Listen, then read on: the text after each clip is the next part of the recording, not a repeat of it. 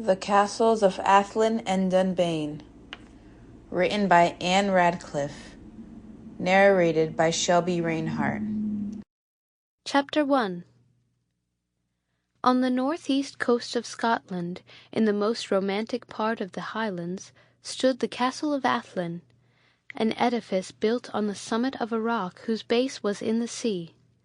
This pile was venerable from its antiquity and from its Gothic structure, but more venerable from the virtues which it enclosed. It was the residence of the still beautiful widow and the children of the noble Earl of Athlin, who was slain by the hand of Malcolm, a neighbouring chief, proud, oppressive, revengeful, and still residing in all the pomp of feudal greatness within a few miles of the castle of Athlin. Encroachment on the domain of Athlin was the occasion of the animosity which subsisted between the chiefs. Frequent broils had happened between their clans, in which that of Athlin had generally been victorious. Malcolm, whose pride was touched by the defeat of his people, whose ambition was curbed by the authority, and whose greatness was rivalled by the power of the Earl, conceived for him that deadly hatred which opposition to its favourite passions naturally excites in a mind like his, haughty and unaccustomed to control, and he meditated his destruction.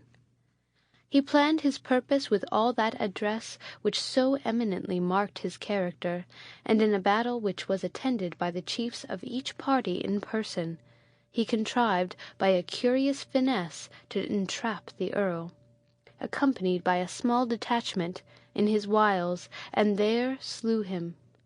A general rout of his clan ensued, which was followed by a dreadful slaughter, and a few only escaped to tell the horrid catastrophe to Matilda.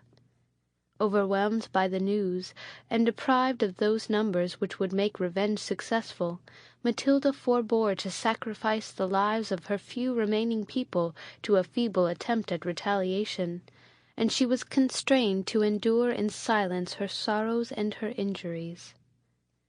Inconsolable for his death, Matilda had withdrawn from the public eye into this ancient seat of feudal government, and there, in the bosom of her people and her family, had devoted herself to the education of her children. One son and one daughter were all that survived to her care, and their growing virtues promised to repay all her tenderness. Osbert was in his 19th year.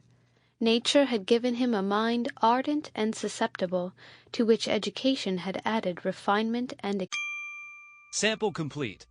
Ready to continue?